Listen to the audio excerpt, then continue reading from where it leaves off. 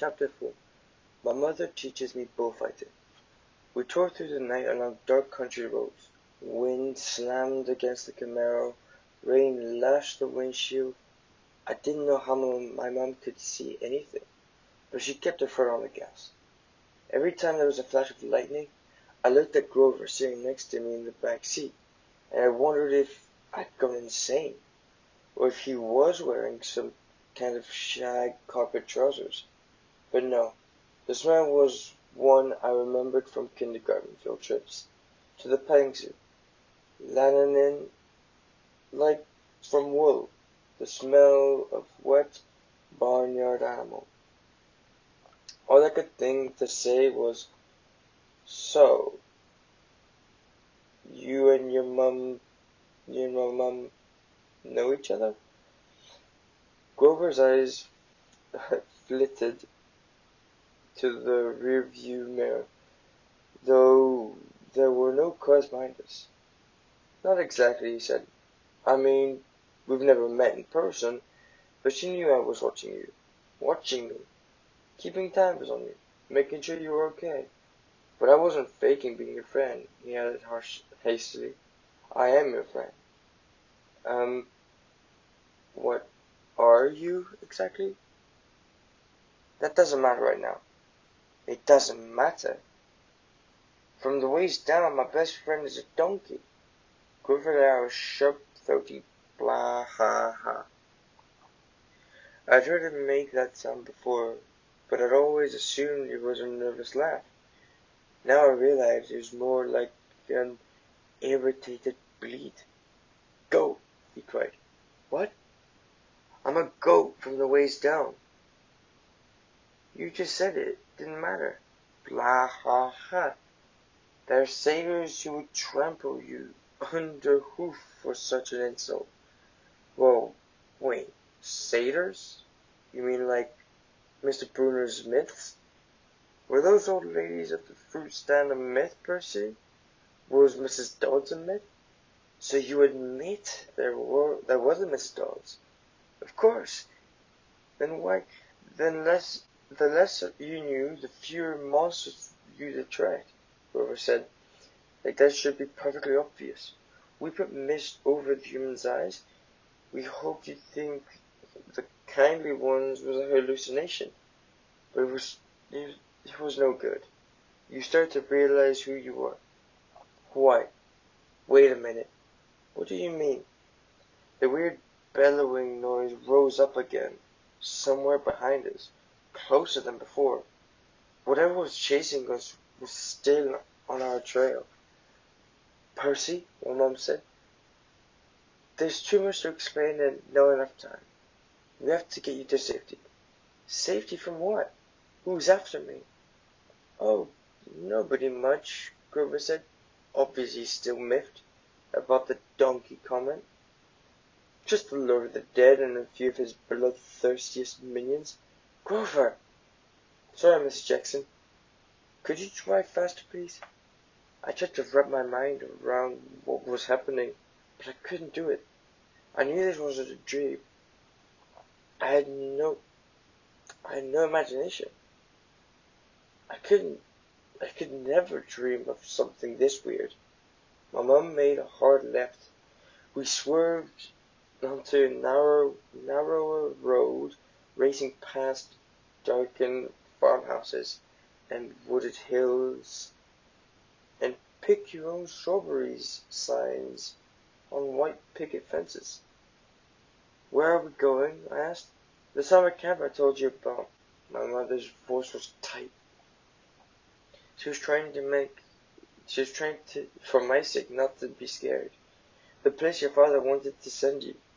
The place you didn't want me to go." "Please, dear," my mother begged. "This is hard enough. Try to understand. You're in danger. Because some old ladies cut yarn." "Those weren't old ladies," Grover said. "Those were fates." "Do you know what it means? The fact they appeared in front of you? They only do that when someone's about to die." "Whoa. You said you?" "No, I didn't. I said someone. You meant you, as in me? I meant you like someone. Not you. Boys, my mom said. She pulled the wheel hard to the right, and I got a glimpse of a figure. She'd swerved to avoid a dark, fluttering shape now lost behind us in the store. What was that? I asked. We're almost there, my mother said, ignoring my question. Another mile. Please. I didn't know where there was, but I'd found myself leaning forward in the car, anticipating, wanting us to arrive. Outside, nothing but rain and darkness. The kind of empty countryside you get away out. You get way out on the tip of Long Island. I thought about Mrs. Dodds and the moments when she changed into the thing up with pointed teeth and leathery wings. My limbs went numb from delayed shock. She really hadn't been human. She meant to kill me. Then I thought about Mr. Brunner and the sword he had thrown me. Before I could ask over about that, the hair rose on the back of his neck. There was a blinding flash, a jaw-rattling boom, and our car exploded. I remember feeling weeks, like I was being crushed, fried, and hosed down all at the same time. I peeled my forehead from the back of the driver's seat and said, Ow! Percy, my mom shouted. I'm okay. I tried to shake off the daze. I wasn't dead. The car hadn't really exploded. We'd swerved into a ditch. Our driver's doors were wedged in the mud. The roof had cracked open like an eggshell, and rain was pouring in. Lightning. That was the only explanation. We'd been blasted right off the road. Next to me, the back seat was a big motionless lump. Rover. He was slumped over, blood trickling from the side of his mouth. I shook his furry hind, thinking, no, even if you are half barnyard animal, you're my best friend, and I don't want you to die. And then he groaned, food, and I knew there was hope. Percy, my mother said, we have to, her voice faltered. I looked back in a flash of lightning through the mud, spattered rear windshield. I saw a figure lumbering towards us on the shoulder of the road. The sight of it made my skin crawl. It was a dark silhouette with a huge guy, like a football player. He seemed to be holding a blanket over his head. His top half was bulky and fuzzy. His upraised hands made him look like he had horns. I swallowed hard. Who is Percy? My mother said, deadly serious. Get out of the car. My mother threw herself against the driver's side door. It got jammed shut in the mud. I tried mine. Stuck too. I looked up desperately at the hole in the roof. It might have been an exit, but the edge was sizzling and smoking. Climb out of the passenger side, my mother told me. Percy, you have to run. Do you see that big tree? What? Another flash of lightning. And I thought through the smoking hole in the roof, I saw the tree she meant. A huge White House Christmas tree-sized pine at the crest of the nearest hill. That's the property line, my mom said. Get over that hill and you'll see a big farmhouse down the valley. Run and don't look back. Yell for help. Don't stop until you reach the door. Mom, you're coming too. Her face went pale, her eyes as sad as when she looked at the ocean. "No!" I shouted. "You are coming with me. Help me! Help me carry Grover." "Food," Grover moaned, a little louder. The man with the blanket on his head kept coming towards us, making his grunting, snorting noises. As he got closer, I realized he couldn't be holding a blanket over his head, because his hands, huge, meaty hands, were swinging at his sides. There was no blanket, meaning his bulky, fuzzy mass that was too big for his head was his head. And the points that looked like horns, "He doesn't want us," my mother told me. "He wants you. Besides, I can't cross the property line." "But we don't have time, Percy. Go, please." I got mad, then mad at my mother, at Grover, the goat, at the thing with horns that was lumbering towards us, slowly and deliberately, like a bull. I climbed across Grover and pushed the door open into the rain.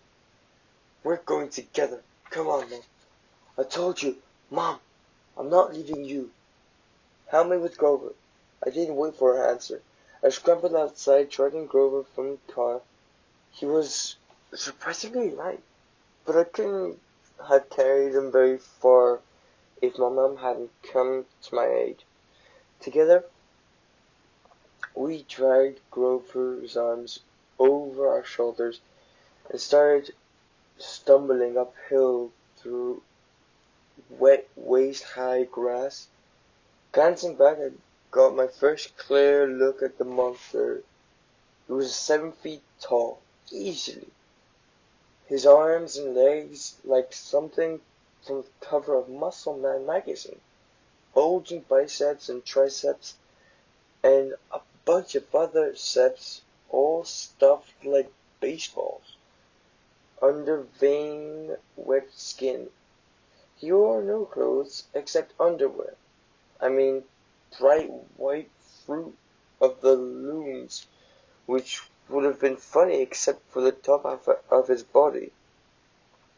Coarse brown hair started at about his belly button and got thicker as it reached his shoulders. His neck was a mass of muscle and fur leading up to his enormous head, which had a snout as long as my arm, snotty nostrils with a gleaming brass ring, cruel black eyes, and horns, enormous black and white horns, with points you just couldn't get from an electric sharpener. I recognized the monster all right. He had been one of the first stories Mr. Bruno told us, but it couldn't be real. I blinked the rain out of my eyes. "That's Percy's son," my mother said. "I wish I'd known how badly they wanted to kill you." But, eh, but, he's a man. Don't say his name. She warned. Names of power. The pine trees was still way too far. 100 meters uphill at least. I glanced behind me again. The bull mine hunched over our car, looking in the windows, or not looking exactly, more like snuffing, nuzzling. I wasn't sure why he bothered, since we were only about 50 meters away. "Food?" Grover moaned. "Shh," I told him. "Mom, what's he doing? Doesn't he see us?" "His sight and hearing are terrible," she said. "He goes by smell, but he'll figure out where we are soon enough." As if on cue, the bullman bellowed in rage. He picked up Gabe's Camaro by the torn roof, and the chases creaking. and groaning. He raised the car over his head and threw it down the road. It slammed into a wet asphalt and skidded in a shower of sparks for about half a mile before coming to a stop. The gas tank exploded. Not a scratch, I remember Gabe saying. Oops. Percy, my mom said. When he sees us, he'll charge. Wait until the last second, then jump out of the way. Directly sideways. He can't change directions very well once he's charging. Do you understand? How'd you know all this? I've been worried about an attack for a long time. I could have expected this. It was selfish. I was selfish keeping you near me. Keeping me near you? But another bellow of rage, and the bowman started trundling uphill. He smelled us.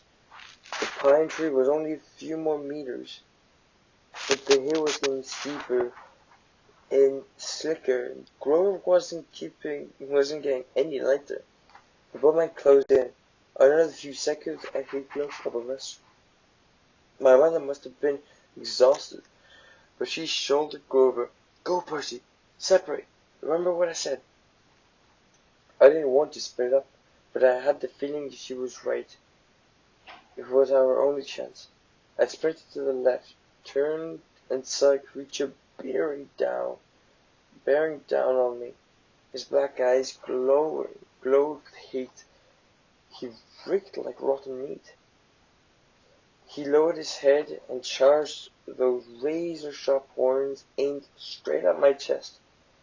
The fear in my stomach made me want to bolt, but that wouldn't work.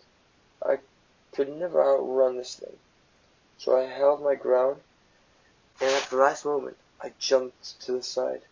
The bowman stormed past like a freight train, then bellowed with frustration, and turned, but not towards me. This time towards my mother, who was setting Grover down in the grass. We'd reached the crest of the hill. Down the other side, I could see a valley, just as my mother had said, and that night in the farmhouse glowed glowing yellow through the rain. But that was half a mile away. We'd never make it. The bowman grunted, pawing the ground. He kept eyeing my mother, who was now retreating slowly downhill back towards the road, trying to lead the monster away from Grover. Run, Percy, she told me. I can't go any further. Run! But I just stood there, frozen in fear, as the monster charged her. She tried to sidestep, as she told me to do, but the monster had learned his lesson. His hand shot out and grabbed her by the neck as she tried to get away. He lifted her as she struggled, kicking and pummeling the air. Mom! She caught my eyes, managed to choke out one last word. Go! Then in an angry roar, the monster closed his fists around my mother's neck, and she dissolved before my eyes, melting into light, a shimmering golden form as if she were a holographic projection. A blinding flash, and she was simply gone. No! Anger replaced my fear. Newfound strength burned in my limbs.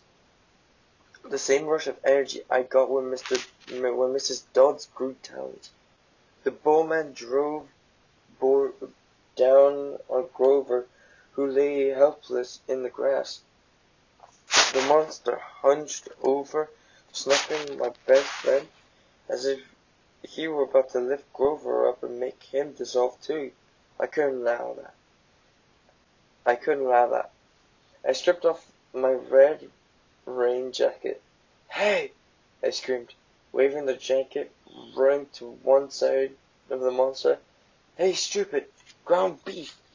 Roar!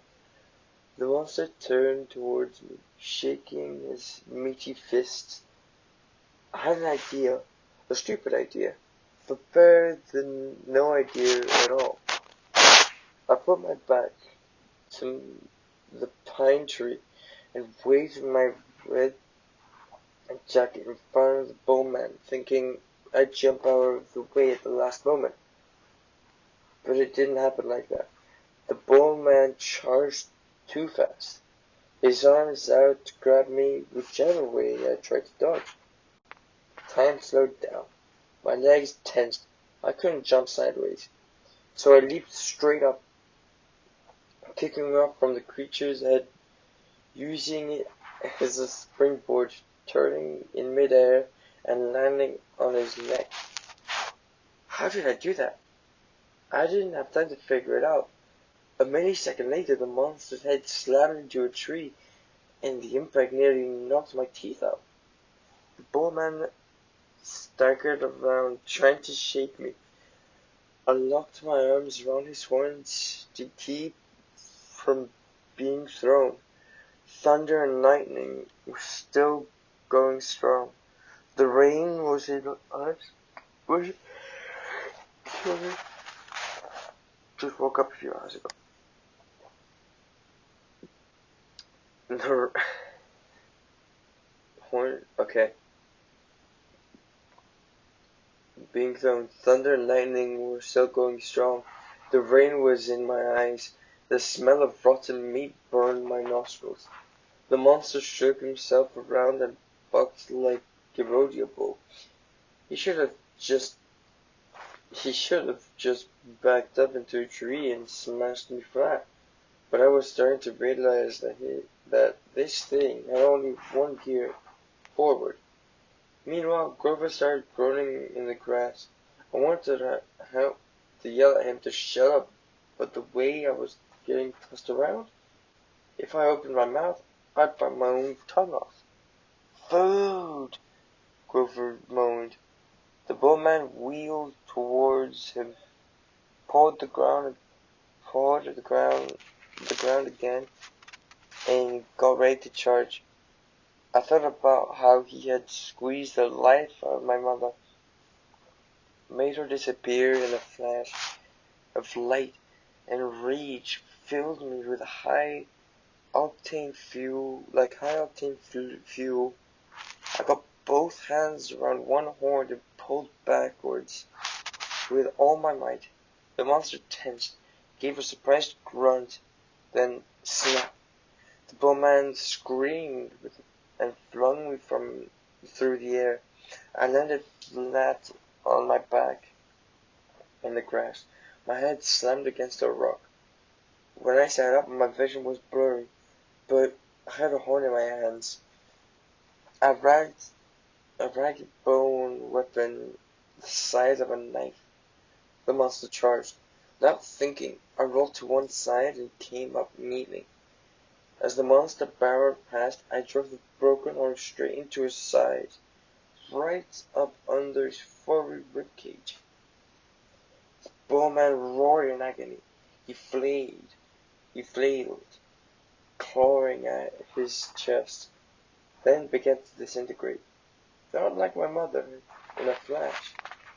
A golden light, but a flash of golden light, but like crumbling sand, blown away in chunks by the wind, the same winds as dogs had burst apart.